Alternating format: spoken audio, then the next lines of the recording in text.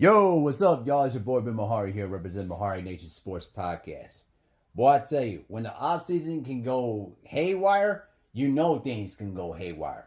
And what people are losing their mind is when a Bleacher Report pretty much released their top 100 NBA players of all time. And people have been going ups in arms. They've been going absolutely wild over this list. Now, I want to say off the bat, do I agree with some of these players on the list in terms of their placement on the list? No, I don't necessarily agree with. And I'm going to save a full condensed live stream on my channel to discuss about this because there's a lot of players on this list that got rated too low or too high in my view. But I'm going to specifically talk about within the top 10 list. The thing that people have to understand is that these are a group of, journalists and NBA insiders and analysts that basically compiled together a top 100 list. And there's going to be a lot of people that are going to have different opinions about what player gets ranked in terms of their own list. A lot of people are going to agree. A lot of people will not agree. But at the end of the day, it's their opinion. So I'm not the type of person that's going to go overly emotional about, where a player gets a place on the list, because at the end of the day, it's their opinion. They have the right to their opinion.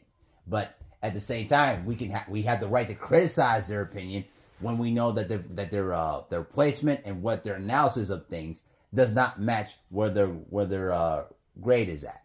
So off the bat, let's get started here. So we're gonna go into within number 11 through 1, and this is why I'm going to that, because people are losing their minds at the fact that Kobe Bryant was ranked number 11 on the top 100 list, and Steph Curry got the top 10 nod by basically ranked as number 10.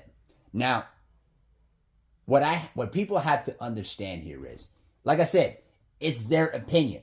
I already saw through this list that some Bleach reporter basically had Kobe ranked number 18 on their lowest on the top 100.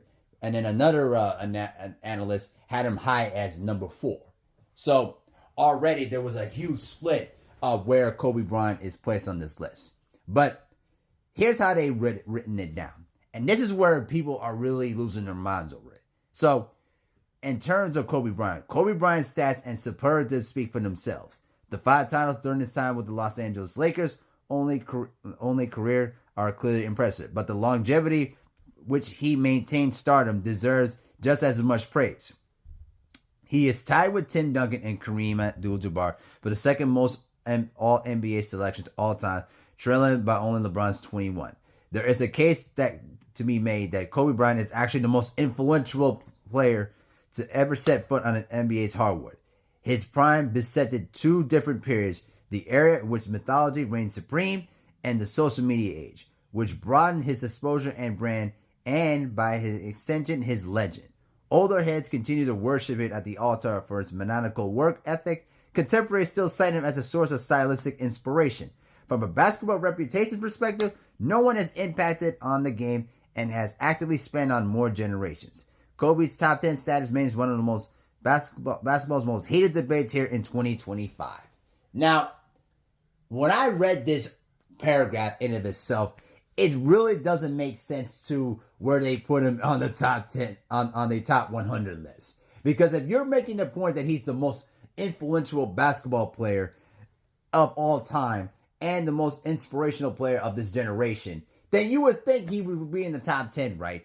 But this is how they wrote it down for Steph Curry. This is really where people are drawing their controversy from. So this is Steph Curry's part. And quote, "No active or recently active player has reshaped the game more than Steph Curry. That includes the greatest of all-time candidate, LeBron James. Billed for so long as the best shooter in league history, Curry has proven to be so much more. He isn't the first NBA player with that gravity to suck in entire defenses, but he is the first player to leverage that pull in so many different exhaustive ways. His teams are better by far virtue of him existing. The accolades speak for themselves. The circumstances under which they have come are less ferocious. The Golden State Warriors have been fortunate enough to field numerous generational iterations, but none of them peak or even exist without Steph. His ability to play alongside with anyone's scalability is beyond measure. Qualitatively and stylistically, he is one of one. This is where it just really drives me absolutely crazy. Now, I will say that when it comes to both of these players, they're both players that transcended eras. But I just think the way they've written it down is really what is driving people absolutely nuts.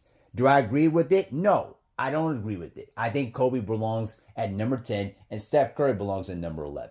Now, do I think that people need to stop, going overboard with it? Yes. Because a lot of it, people are thinking like, oh, this is a personal diamond, man. You're disrespecting Kobe Bryant from the dead, man. You had no respect for Kobe, man. You're trying to erase away his memory, man. Let me tell you something. No one is going to erase away Kobe Bryant's memory. That's never going to happen. And for people to sit here and say that, they're just acting on irrational fallacies and just with reckless emotion. His legacy is never going to get erased. So let's calm down and think rationally. All right? So let's go on to the top 10 list. Because again, I don't agree that Kobe Bryant should be at number 11. He should be at number 10. And Steph should be at number 11. But that's just my opinion. That's how I think of it. I think that Kobe's accomplishments are far superior than Steph's accomplishments. But I will say that Steph Curry's records are basically irreplaceable. And he's the only unanimous MVP award winner. Something that Kobe Bryant never achieved. So I can see some people making that argument for Steph to be in the top 10 list. But again, that's their opinion. But let me continue on with this list. So at number 9, they had Wilt Chamberlain. I think he's way disrespected at number 9. And some person had the audacity some reporter on Bleacher Report had him low as number 11. Like, come on, bro. I mean, if you're going to rank Kobe Bryant at number 11 and then Steph Curry at 10, then where are you going to put Wilt Chamberlain at? It just doesn't make sense. Now, this is the one that really drives me absolutely nuts.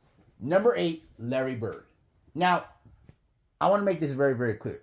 The only reason why Larry Bird is still in a lot of people's top 10 list is because he's the only 3-time MVP award winner. Meaning he won the MVP award 3 consecutive years from 84 to 86. No other player has ever achieved that feat.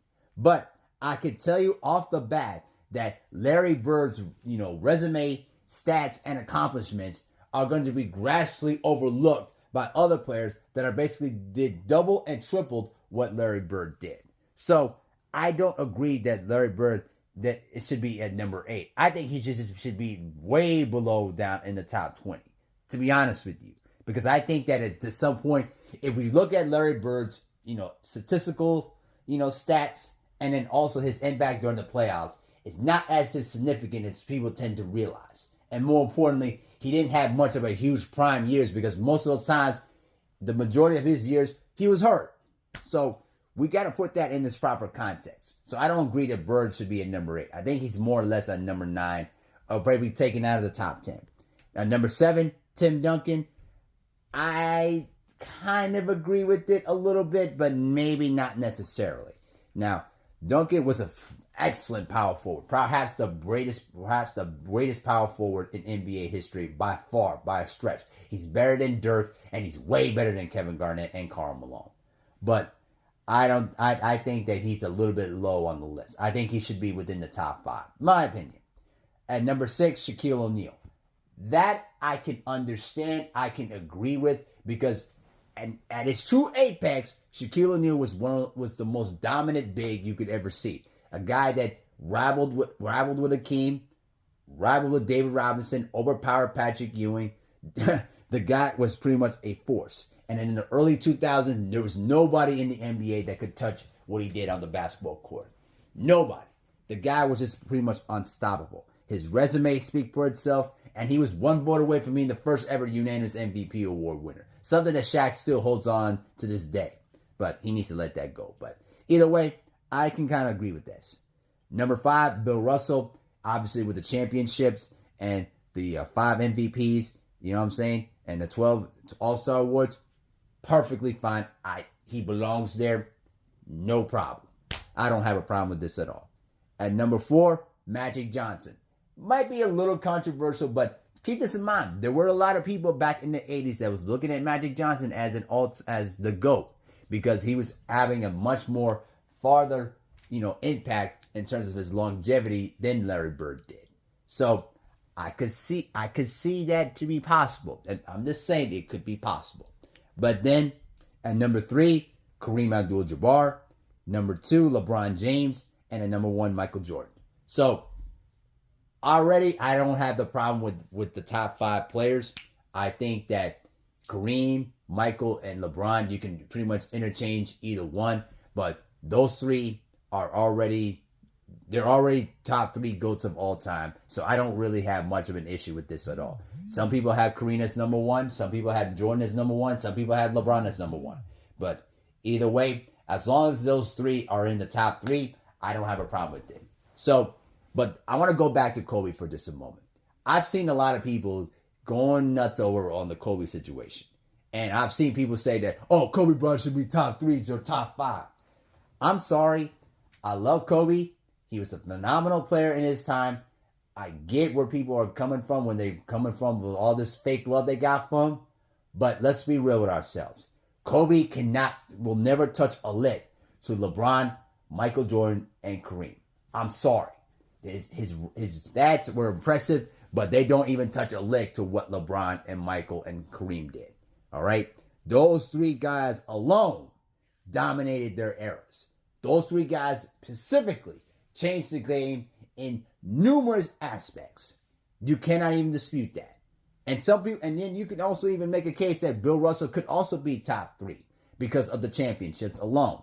But I don't have a problem with those 3 just being the exclusive top 3 because Kareem dominated in all 3 levels. LeBron dominated in high school and he's dominated in the NBA. Same with Michael Jordan. He's dominated all 3 levels. And their accomplishments speak for itself. So for people to sit there and say that Kobe Bryant belongs in the top 3, I just don't see it. Because to do that, you would have to dominate in specific eras of that particular time. And unfortunately, the biggest indictment against him is that the fact that he was a sidekick. And people take that as a negative. It should be a positive because he was nothing but because he was a second option behind Shaquille O'Neal, who was perhaps better in his apex than Kobe was when he was in his apex. So I just think that people just have a lot of emotion about this. But I think at the end of the day, this is going to go down as one of the craziest lists that you'll see. But I'm going to do more of an extensive, live stream to talk about the list. Because I have an issue with Giannis being at number 23. Because I think Giannis should be way higher in the top 20, to be honest with you. Because he has a Defensive Player of the Year award, he's a Finals MVP, and an NBA champion. I think he should be way, way, way higher in the top 20. But I'll discuss that in a longer and more in-depth live stream so you can see where my thoughts are. But that's just what I think at this point. So far, the top 10, it is what it is.